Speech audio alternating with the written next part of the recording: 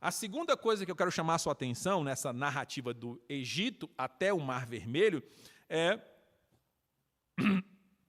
a própria caminhada. A caminhada é intencionalmente diferente do óbvio.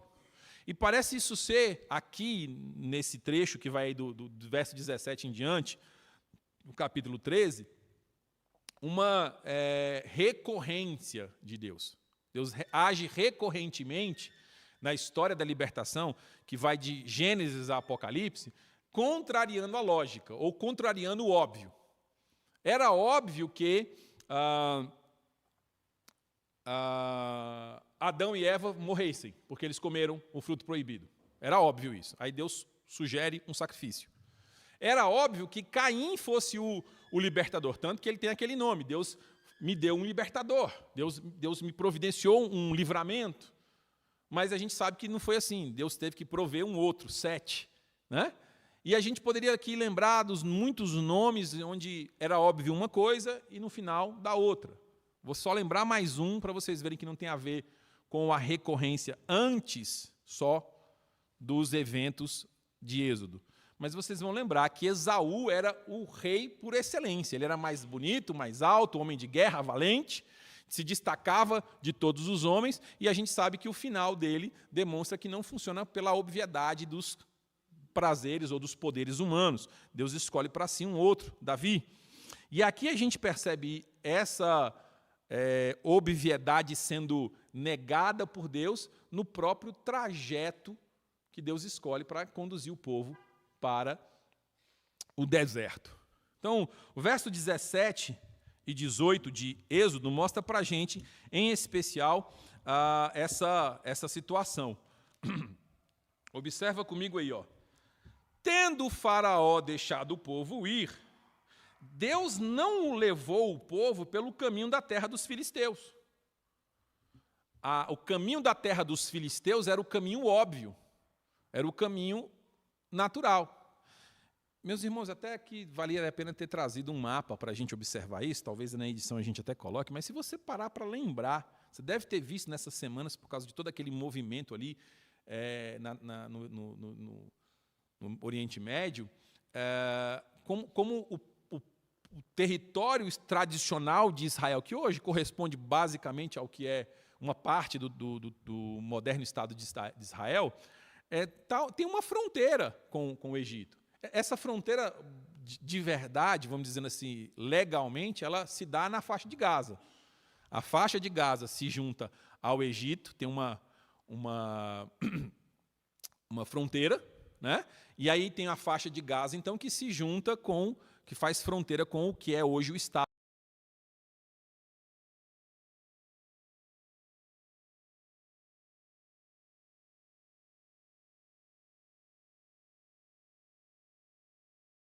Moderno de Israel. Mas se você passar uma reta do Egito para Israel, eles não precisavam dar aquela volta toda, passando pelo Mar Vermelho. No plano, o Mar Vermelho está muito mais abaixo. Egito e Israel, o povo faz essa volta aqui. Né? Imagine aqui, por favor, abstraiam para o mapa do Oriente Médio. Mas Deus escolhe, então, um caminho diferente, um caminho maior, um caminho mais largo. Um caminho que a gente sabe vai durar 40 anos, não é que dura 40 anos, não é que o tempo da caminhada é 40 anos, Deus de fato faz o povo ficar 40 anos no deserto, mas era óbvio que era um caminho muito mais longo, um caminho muito mais intenso, um caminho muito mais extenso. E o verso 17 põe para a gente isso como um fato. Deus, de maneira objetiva, ele contraria o óbvio. O óbvio era fazer esse pessoal subir direto pela Filisteia, pelo caminho dos filisteus, atravessando a Palestina, literalmente. Né? Mas ele faz uma volta. Ele encaminha o pessoal para o lado do Mar Vermelho. Inclusive uma barreira natural. O povo teria que atravessar mar. Ninguém tem barco, como é que vai fazer? Né? Agora, o verso 17 estabelece para a gente uma razão. Veja, o próprio Deus vai dizer, para que, porventura, o povo não se arrependa, vendo a guerra, torne-se ao Egito. Então, Deus atrasa a chegada desse pessoal dessa geração que saiu do Egito para tomar a Terra Santa por razões específicas. Deus vai contrariar o óbvio. Porém, diz o verso 18, Deus fez o povo rodear pelo caminho do deserto perto ao Mar Vermelho. Arregimentados subiram os filhos de Israel do Egito. Então, veja, havia uma administração muito específica de Deus, que não pode ser deixada de notar. Esse povo certamente conhecia o caminho pelas colinas de Golã, atravessando o que hoje a gente chama de faixa de Gaza, para chegar até a Jerusalém, a Terra Santa, né? O lugar onde Deus haveria de dar àquele povo o descanso para a sua descendência. Mas, diferentemente, Moisés os encaminha para outro lado. Deus os leva, através de seu servo, para uma outra direção. E havia um propósito, o propósito de treinar esse pessoal, de fortalecê-los, de arregimentá-los, de formar nele uma compreensão nacional e, inclusive, um corpo de guerra. Mas existe um outro detalhe que a gente só vai saber lendo, né? Tendo o desdobrar da história, né? Deus literalmente escolhe o caminho junto ao Mar Vermelho. A narrativa do livro de Números, que literalmente no nome original é a caminhada do deserto, ou no deserto, estabelece para a gente essa viagem de 40 anos por algumas razões. Uma delas é a desobediência. Mas, quando o povo chega na beira do Egito, na beira da terra na Terra Santa, e eles veem ali vários povos, né? Havia todo um espaço ainda para ser fixado, para ser trabalhado.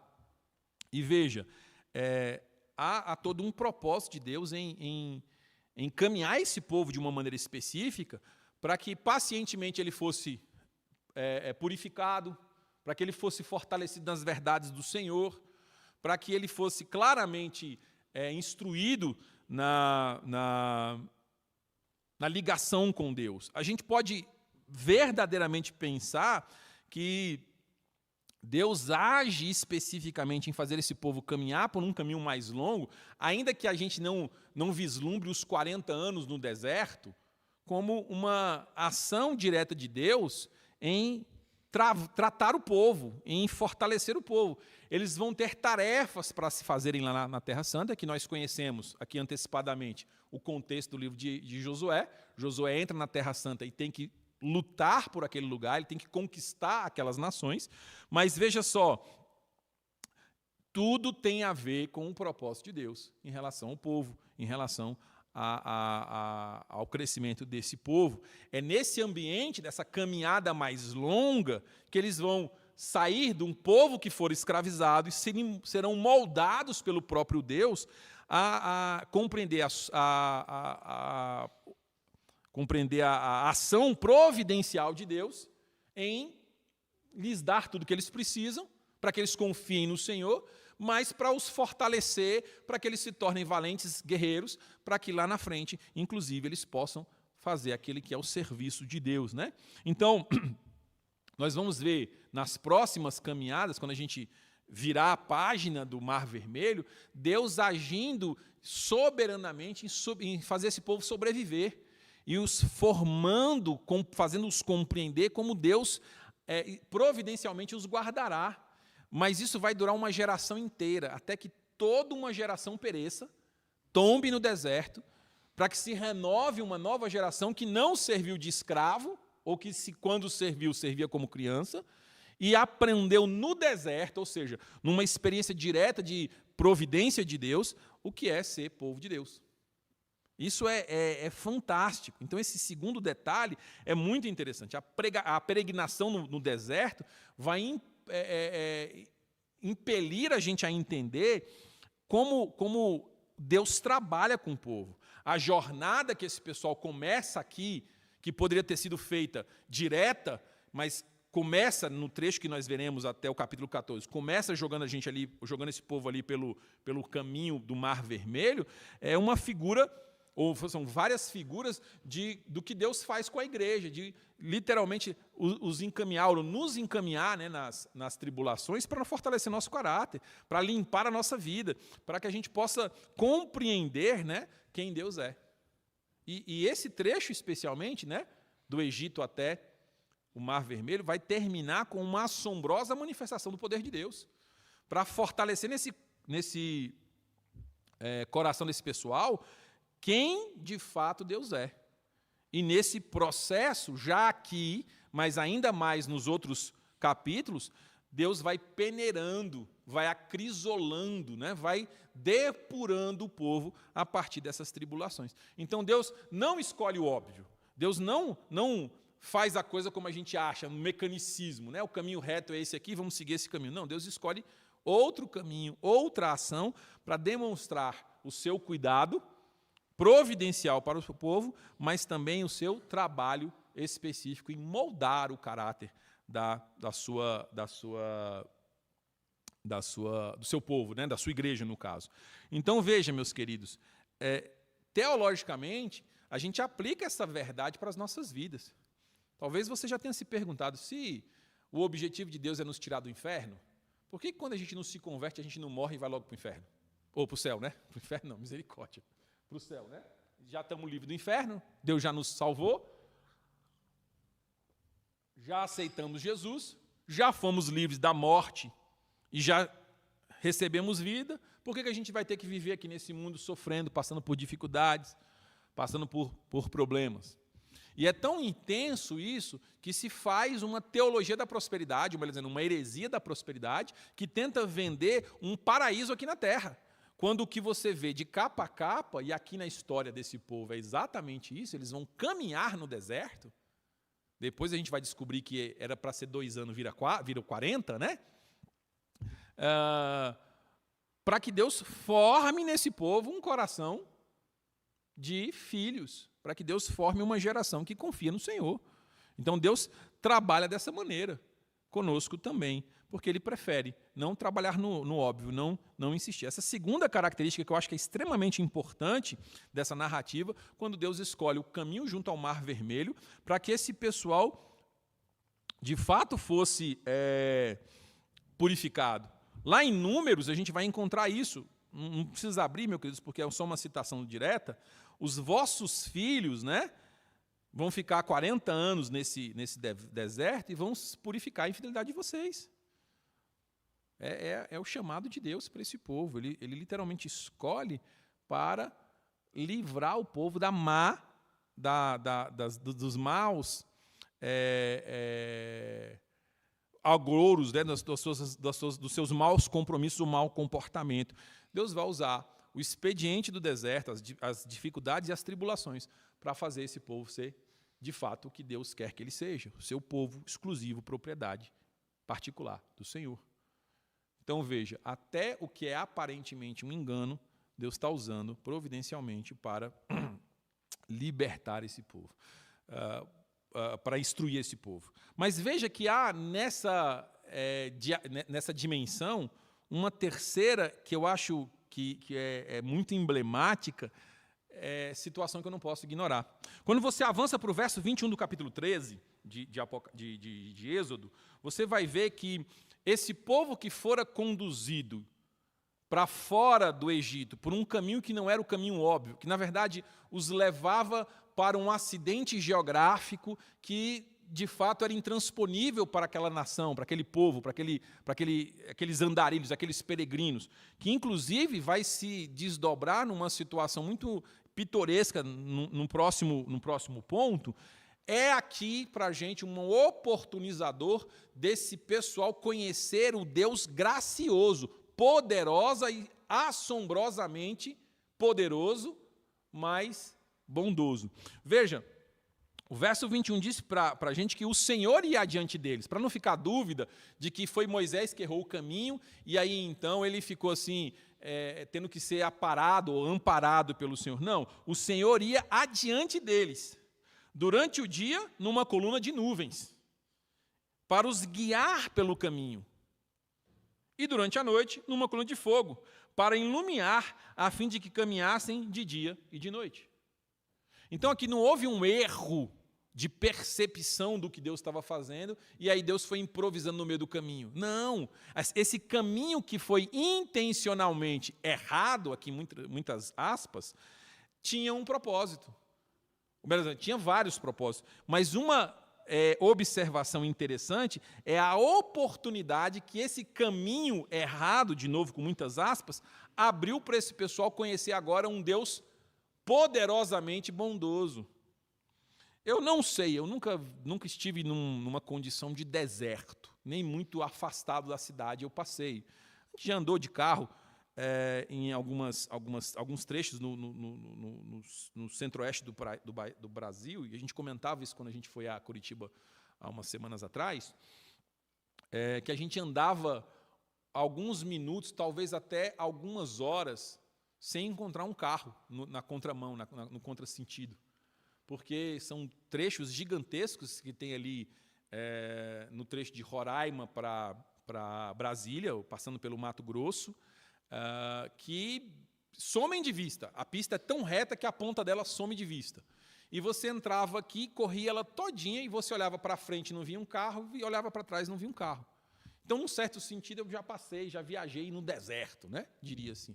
Mas, na lateral, tinha ali uma fazenda, tinha um ponto, um posto. A gente não passava 300 quilômetros sem ter algum tipo de vida. 150, talvez nem 50 quilômetros a gente andasse sem que a gente tivesse contato com outra pessoa. Mas um deserto não funciona assim. Eu não saberia descrever qual que é a etimologia ou a demonstração prática do que é um deserto, mas tipicamente no deserto não tem ninguém. Tem até bicho, tem até planta, mas em geral se pensa no deserto num lugar onde não tem absolutamente nenhuma comunidade, onde você anda perdido, ou a ermo, ou sem ninguém. E aqui a gente percebe que no meio disso, na caminhada disso, Deus se faz presente numa manifestação inquestionável. Havia uma coluna de nuvem de dia, para ficar fácil de ver, e à noite uma coluna de fogo. De forma que esse povo podia andar de dia e de noite. Eles podiam caminhar no caminho que Deus os instruía a qualquer tempo, em todo tempo. E aqui, meus irmãos, eu preciso comentar isso, porque me parece óbvio. A gente precisa tomar cuidado com os óbvios, mas tem coisa que né, não dá para a gente negar. Eu imagino que os dias num deserto, e especialmente naquela região, sejam muito quentes. Tudo aponta para a gente que naquela época também o era, como agora com certeza é. Mas Deus colocava uma coluna de nuvens protegendo o povo. Então, em certo sentido, os poderes do mundo, né, do mundo criado, estavam sendo intermediados pelo próprio Deus. Você vai ver o salmista dizer que o sol não vai te molestar de noite, de dia, né? E à noite a lua não vai te ferir. E aí você vê que à noite, num deserto, tipicamente lá, eu sei que isso hoje e me parece que isso é razoável dizer que na época era também muito frio, ao ponto de congelar. Então a variação térmica de um deserto é gigantesca, na ordem de 50 graus, entre um dia e a noite. De fritar de dia e congelar à noite. E aí, interessantemente, Deus se apresenta adiante do povo como a solução para o dia e a solução para a noite. Isso é emblemático, meus irmãos. Os fenômenos naturais sendo dirigidos e divinamente como demonstradores da manifestação graciosa de Deus. Esse povo tinha visto Deus fazer o dia escurecer, tinha matado de primogênito, tinha feito o rio sangrar, tinha feito grandes devastações. Eles tinham 10 grandes demonstradores do poder de Deus, de que ele era capaz de fazer coisas terríveis. Mas agora eles descobrem um Deus capaz de fazer coisas maravilhosamente boas. Ele os estava guiando de dia e de noite. Mas não só isso, certamente os protegendo das intempéries do clima desértico. E a gente vai ver isso no desdobrar até da própria água que vai aparecer. Eu nunca vi um povo ter mais comida e bebida do que esse povo enquanto eles andavam no deserto, meu Deus do céu. Como Deus é gracioso. Mas aqui, no trecho, a gente percebe isso nessa disposição. Veja, meus queridos, que quando a gente vai lá para o verso 22 do capítulo 13 de Êxodo, fechando esse ponto, o texto diz assim: nunca se apartou do povo a coluna de nuvem durante o dia, nem a coluna de fogo durante a noite. A presença gloriosa e maravilhosa e bondosa de Deus era constante. Aquele povo estava guardado. Aquela situação bem emblemática do Éden, né? Você lembra? Que o casal tinha o privilégio de ter tudo o que precisava. A ordem dada foi: coma livremente de tudo. Você não tem que trabalhar para comer aqui. Você pode viver livre. Você vai trabalhar por outra razão, Adão. Mas aqui, tudo é seu, pode comer livremente. Deus conversava, falava, estava com esse casal. Eles caem, isso é perdido. Um anjo com uma espada revolvente impede o acesso ao paraíso de Deus. E aqui a gente vê, de certa forma, isso retornando. Deus agora, maravilhosa e bondosamente, se apresenta ao povo, como não só Salvador, mas como um Deus gracioso que confere a este povo proteção, calor, né? Refrigério. Olha que coisa poderosa, meus irmãos, isso. E veja, quando a gente vai lá para o capítulo 40 de Êxodo, verso 34 a 38, a gente vai descobrir que essa presença de Deus na nuvem e na coluna vão se manifestar em favor do tabernáculo. Isso vai tipificar para a gente a condução do povo pela própria presença de Deus, que nada mais é do que o próprio Cristo encarnado, porque é isso que o tabernáculo é. A gente vai estudar só o tabernáculo, mas eu sei que vocês já sabem, não posso perder a chance de demonstrar como a presença gloriosa de Deus vai, de uma maneira mais específica, se manifestar no tabernáculo. Então veja como essa terceira característica da caminhada do Êxodo do Egito para o Mar Vermelho se manifesta graciosa. Deus presente, cuidando maravilhosamente, bondosamente, protegendo esse povo, tanto do frio quanto do calor, né?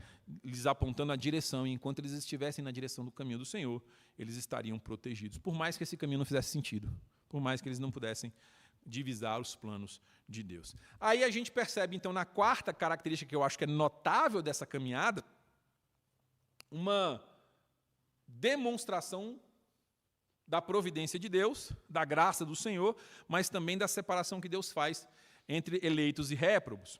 O capítulo 14 conta para a gente da perseguição do Egito aos israelitas. É muito interessante porque agora o faraó já despediu esse povo.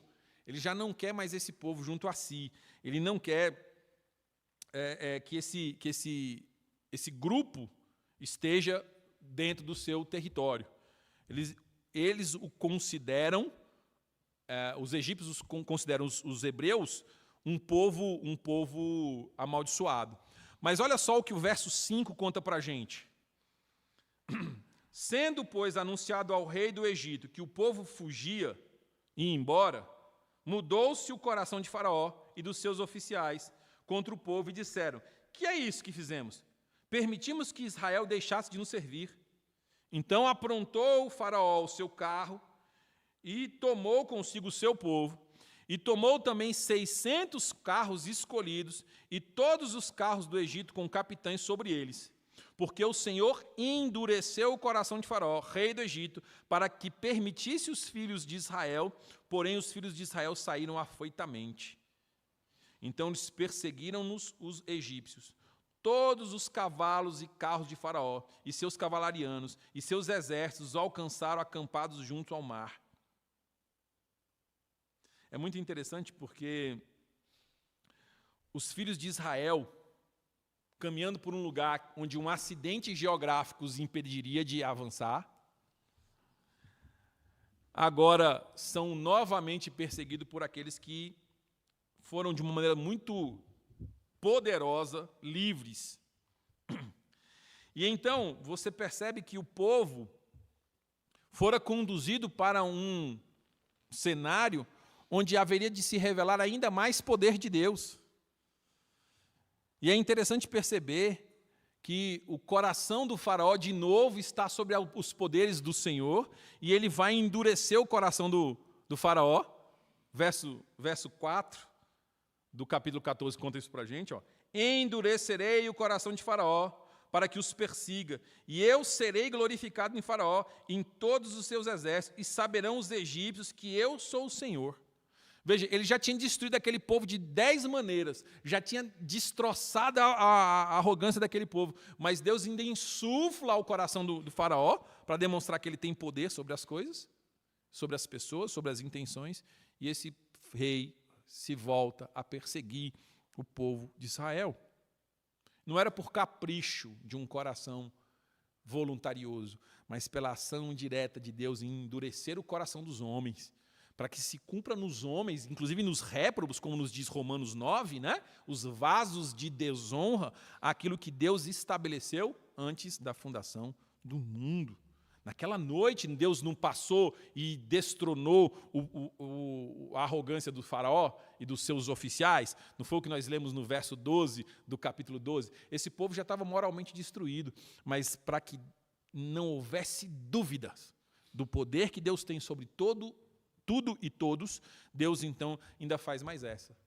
Conduz o povo por um caminho que vai permitir que faraó intente dominar sobre eles, marcha velozmente e ferozmente contra o povo, e ali, então, Deus faz a grande quinta, algo, né, que aqui eu quero chamar como a grande quinta maravilha. Né? 10 pragas, de noite ele protege com a coluna de fogo, de dia protege com a coluna de nuvens, mas então Deus ainda vai libertar o povo através daquela maravilhosa figura do Mar Vermelho se abrindo. Né? E para a gente fechar, eu quero pensar então nesse quinto episódio, nesse quinto fato, que para a gente é contado aí a partir do verso 15 do capítulo 14. Né? Presta atenção, o exército do faraó, eles encurralam os israelitas.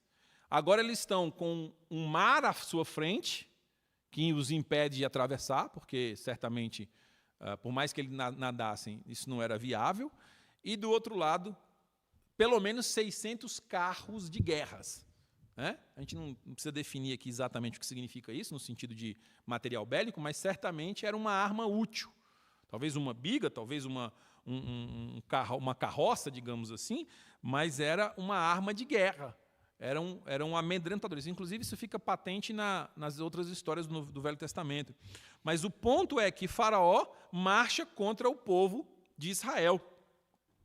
E é muito interessante, porque só sobrou agora o Mar Vermelho. E aí, então, a gente sabe o que vai acontecer. O verso 21 estabelece para nós que, a mando de Deus, Moisés estendeu a mão sobre o mar, e esse, então, formou 2 colunas, através de um processo que é certamente miraculoso, mas o texto fala para a gente de um vento oriental que sopra aquela noite toda e fez o mar se retirar. Então era um canal de vento, né, que vai abrir as águas, e isso é muito emblemático, porque o vento é uma figura do próprio Espírito de Deus. Então ele vai abrir o mar, ele vai criar uma passagem, e as águas são divididas. O verso 22 vai usar exatamente essa expressão. As águas foram divididas por uma ação que é diretamente da presença, inclusive, vamos dizer assim, emblemática de Deus. É o vento que vai soprando e vai fazendo aquilo acontecer, a mando do próprio Deus, sob ordens de Moisés. Isso vai criar uma passagem seca, né? O povo vai conseguir caminhar. O povo passa, então, os filhos de Israel, verso 22, entram pelo meio do mar, em seco, diz o texto. As águas lhe foram qual muro, à sua direita e à sua esquerda.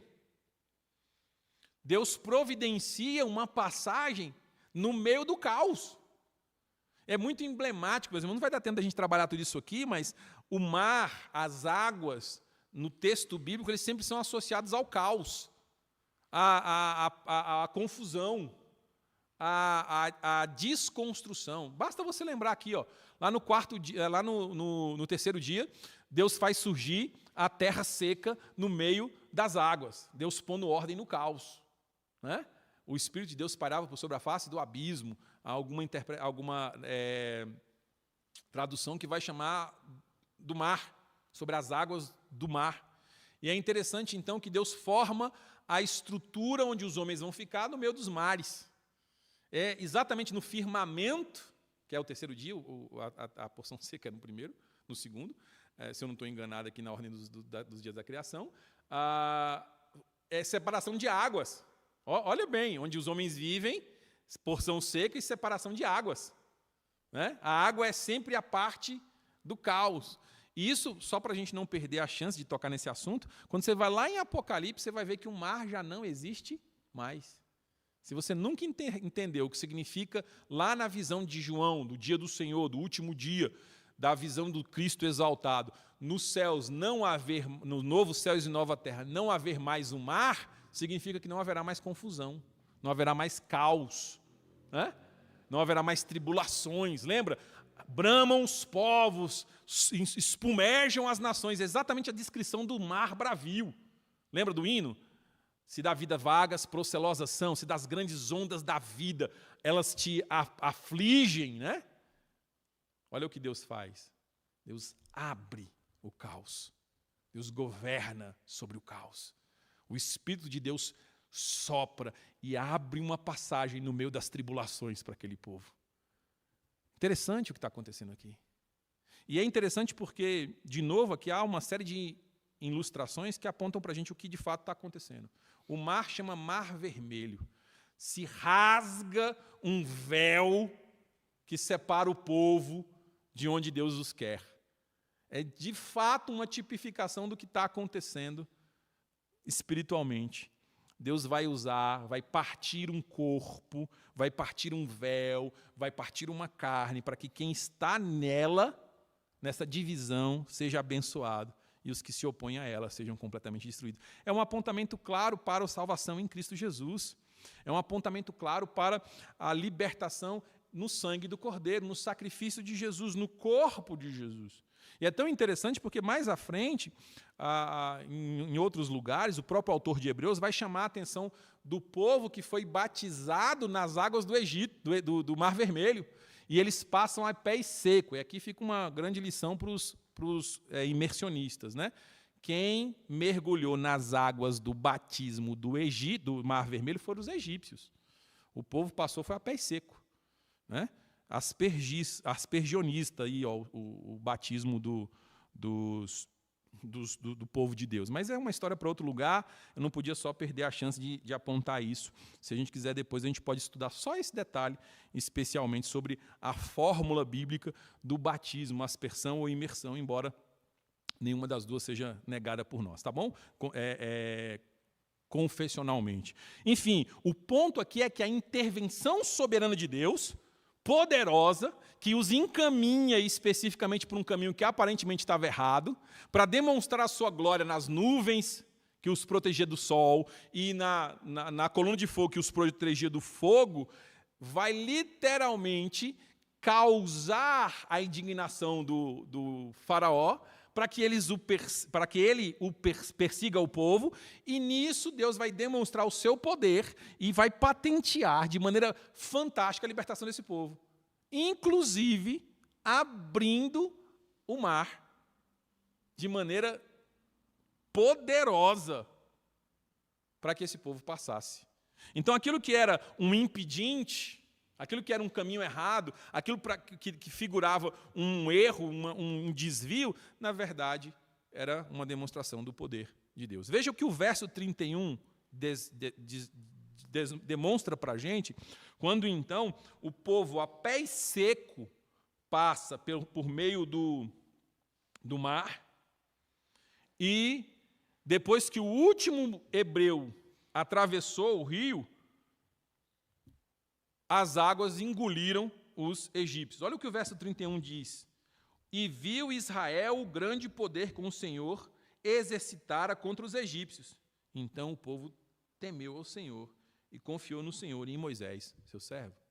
O fechamento de todas essas ações divinas, que aqui, olha o que aconteceu no verso 28, o verso 28 conta para a gente. E voltando às águas, cobriram os carros, os cavalarianos e todo o exército de Faraó que havia seguido no mar, atrás do povo. Mas os filhos de Israel foram salvos, para que eles então aprendessem a soberania, o poder, a autoridade do Senhor. A conclusão disso tudo não é outra, meus irmãos. Deus, ele age soberanamente como quer para forjar em nós um coração submisso.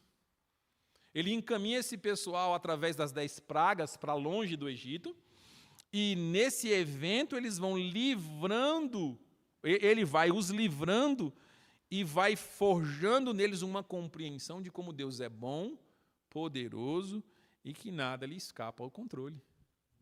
A última ação que tem a ver com os egípcios é que vocês nunca mais verão esse povo, diz Deus através de Moisés para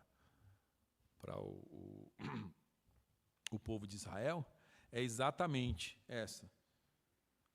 Temeu ao Senhor e confiou no seu servo Moisés. O povo, então, foi tomado de pavor pelo poder soberano de Deus, porque esse povo, como diz Deuteronômio 7:6, é um povo santo do Senhor, que Deus escolheu de forma especial para ser dele. Então Deus vai formar um caráter nesse povo. E esse é o primeiro ato dessa transformação. O encaminhar do povo que agora é livre até a passagem do Mar Vermelho. E nunca mais esse povo vai ver os egípcios. A tipificação desse ato maravilhoso é o que a gente chama, vou usar a palavra alegórica, tá bom? Para ficar bem claro para a gente. Mas ela é tipológica também, ou principalmente, do que nós chamamos de conversão. É quando, de fato, há uma mudança significativa de perspectiva, de forma que as velhas coisas ficaram para trás e foi posta uma barreira, né, de um mar vermelho, olha que emblemático, que separa a velha vida da nova vida. Esse povo, até então, até a travessia do Mar Vermelho, ainda corria o risco de ser escravizado. Eles ainda tinham uma ligação muito profunda com o Egito. Lembra? Vocês vão por ali, mas dali vocês podem voltar muito fácil. Vocês vão por aqui, porque daqui não vai dar para voltar. E não só não vai dar para voltar, como vocês nunca mais verão estes que eram seus carcereiros. As águas do mar encobrem aqueles que antes os perseguiam e apaga todo o passado de escravidão que esse povo tinha, para emblemar a libertação que só mesmo o sangue de Jesus pode fazer. Aquele que passou de escravo para livre, de criatura para filho, de inimigo para amigo de Deus. Isso é literalmente o que está acontecendo aqui, nesse primeiro ato de Deus, pós-libertação da escravidão do Egito. Deus formando neles uma compreensão de que as coisas velhas ficaram para trás, eis que tudo se fez novo, como nos diz o apóstolo Paulo. E que seja essa marca da nossa vida. As coisas que ficaram para trás, nunca mais veremos aquele velho homem que uma vez foi mergulhado nas águas do Mar Vermelho e dali resgatado não por Moisés, o sacerdote, mas por Cristo Jesus, o sumo sacerdote, que em si mesmo, né, é a abertura, o caminho, a porta estreita que nos leva não para a terra santa, mas para a nova Jerusalém celestial, que é a morada do nosso Deus, para que nós sejamos, de fato, povo de propriedade exclusiva do Senhor. E que esse fique como grande instrução da nossa vida, nessa caminhada aqui, como alegoria da saída do Egito até o Mar Vermelho. Feche seus olhos, ore comigo.